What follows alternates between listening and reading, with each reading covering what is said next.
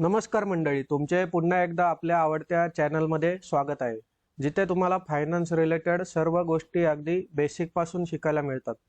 आत्तापर्यंत आपण आर्थिक व्यवस्थापन अर्थात स्वतःची फायनान्शियल मॅनेजमेंट कशी करायची आणि त्यानंतर सेव्हिंग्स, इन्व्हेस्टिंग, इन्फ्लेशन याबद्दल शिकलो।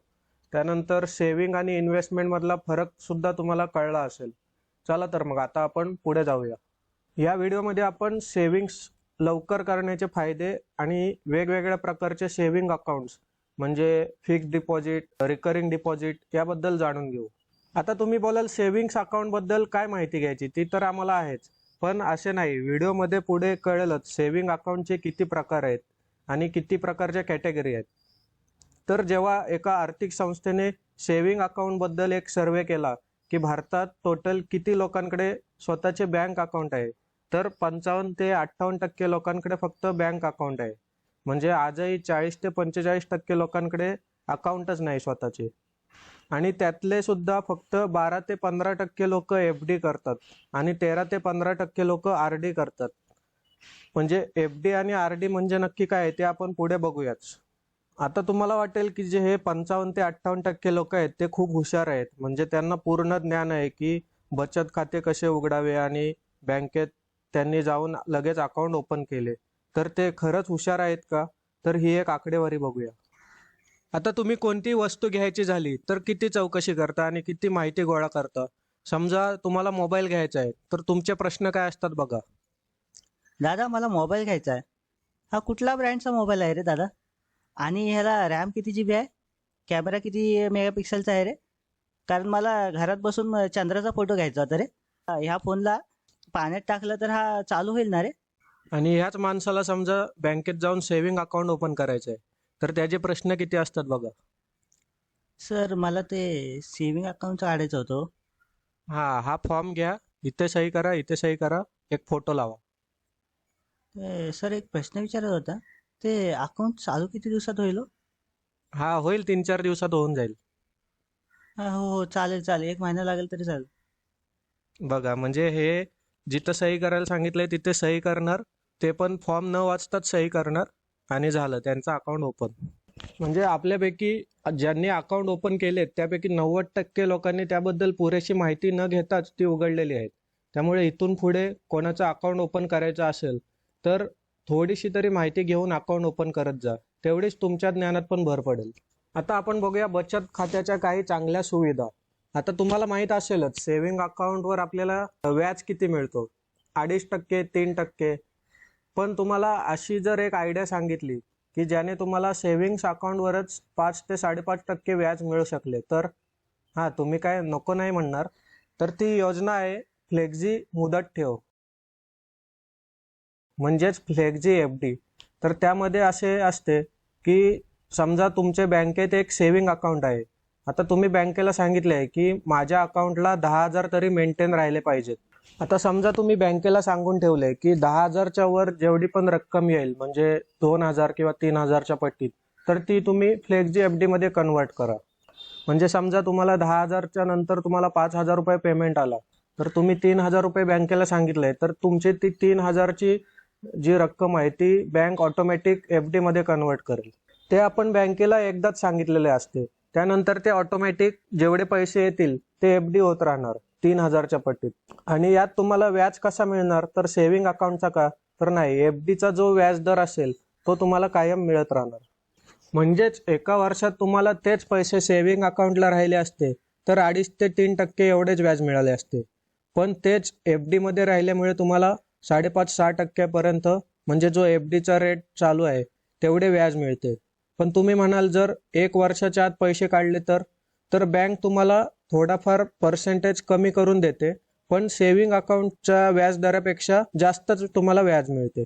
तर तुम्ही सुद्धा बँकेत जाऊन चौकशी करू शकता फ्लेक्झी एफडी बद्दल। थोडीफार इन्कम वाढली तर ते करायला काय हरकत आहे। त्यानंतर आपण बघूया मुदत ठेव, म्हणजेच फिक्स्ड डिपॉझिट। मुदत ठेव म्हणजे तुम्ही तुमचे पैसे बँकेकडे ब्लॉक करून ठेवता काही फिक्स कालावधीसाठी, जसं की 1 महिना, 3 महिने, वर्ष, 5 वर्ष, किती असू शकतात। म्हणजे त्या कालावधीत तुम्ही ते पैसे काढू नाही शकत। त्या कालावधीनंतर जर पैसे काढले तर बँक तुम्हाला त्या पैशावर एक ठराविक व्याज देते, जे की सेव्हिंग अकाउंटपेक्षा जास्त असते, म्हणजे 5, 5.5, 6% व्याज मिळते. तर त्या FD बरोबर तुम्हाला काही सुविधा मिळतात का ते बघूया. पहिला आहे OD अगेन्स्ट FD, म्हणजे मुदत ठेवीवर ओव्हरड्राफ्ट. आता हे नक्की काय आहे ते एका उदाहरणातून बघूया आपण. समजा तुम्हाला 50,000 पगार आहे आणि तुमच्या अकाउंटला 20,000 बॅलन्स आहे आणि तुमच्याकडे 1,00,000ची तुमच्या बँकेत FD आहे. तुम्हाला 30,000ची अर्जंट गरज आहे आणि तुमचा पगार यायला अजून 4 ते 5 दिवस बाकी आहेत. मग तुम्ही तेवढ्यासाठी FD तोडणार का? तर त्याची काही गरज नाहीये. FD तोडायचं म्हणजे जीवावर येतं, तुम्हाला माहित असेलच. तर ती FD तोडण्याऐवजी तुम्ही ओव्हरड्राफ्ट म्हणजे तुमच्या FDच्या अगेन्स्ट ओव्हरड्राफ्ट घेऊ शकता.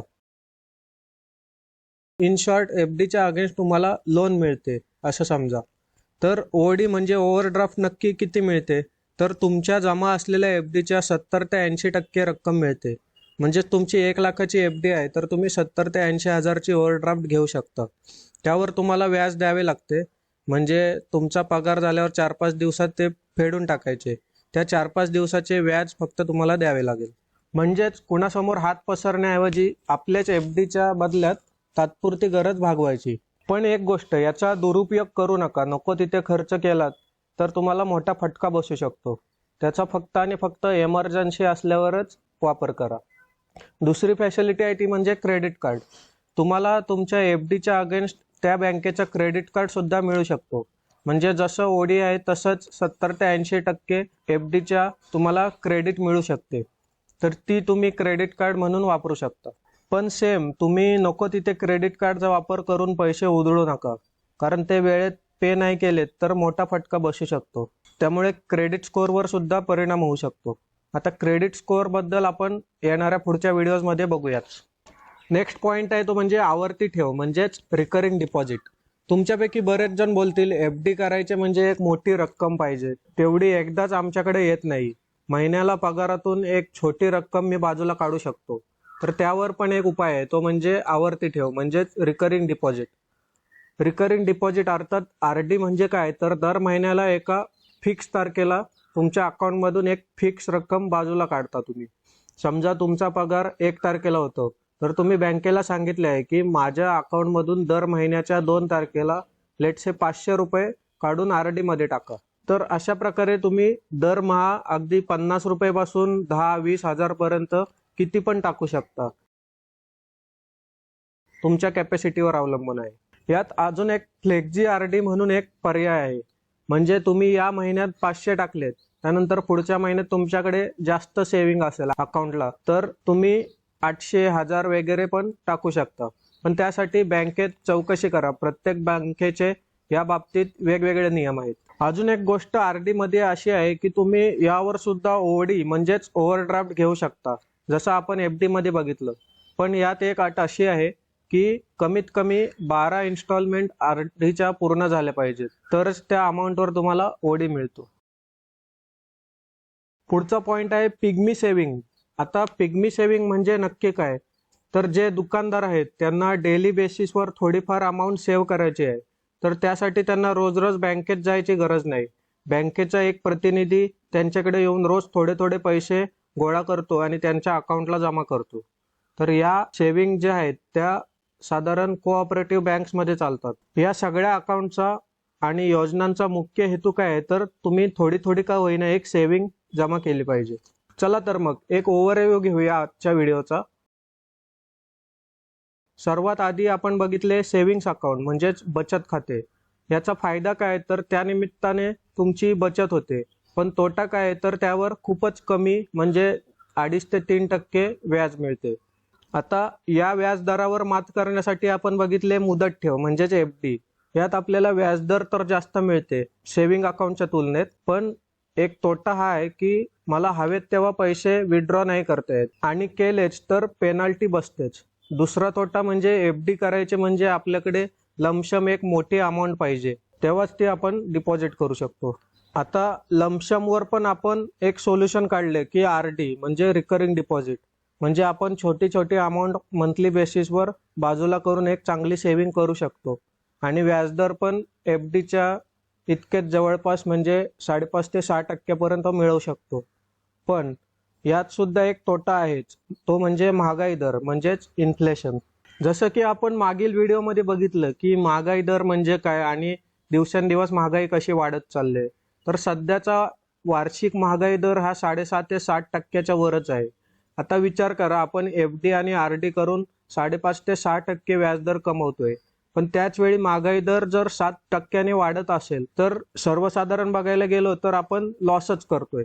तर यावर उपाय काय? तर तुम्हाला पैसे अशा ठिकाणी गुंतवावे लागतील की त्यावर तुम्हाला महागाई दरापेक्षा म्हणजेच 7-7.5% जास्त रिटर्न्स मिळवावे लागतील. जसं की आपण आपली अमाऊंट आहे ती म्युच्युअल फंड्स किंवा स्टॉक्समध्ये गुंतवू शकतो. तर आजच्या व्हिडिओमध्ये आपण इथेच थांबूया. आपण पुढील व्हिडिओमध्ये बघूया म्युच्युअल फंड म्हणजे नक्की काय आणि आपण कसं त्यात गुंतवणूक करून आपण इन्फ्लेशन रेटला बीट करू शकतो. तुम्हाला व्हिडिओज खूप आवडत आहेत, खूप जणांच्या प्रतिक्रिया आल्या, त्यातून आम्हाला अजून उत्साह मिळतो नवनवीन अशाच प्रकारच्या व्हिडिओ बनवण्यासाठी. तर आपल्या चॅनलला सबस्क्राईब करायला विसरू नका आणि लाईक आणि व्हिडिओ आवडल्यास शेअर करा. धन्यवाद.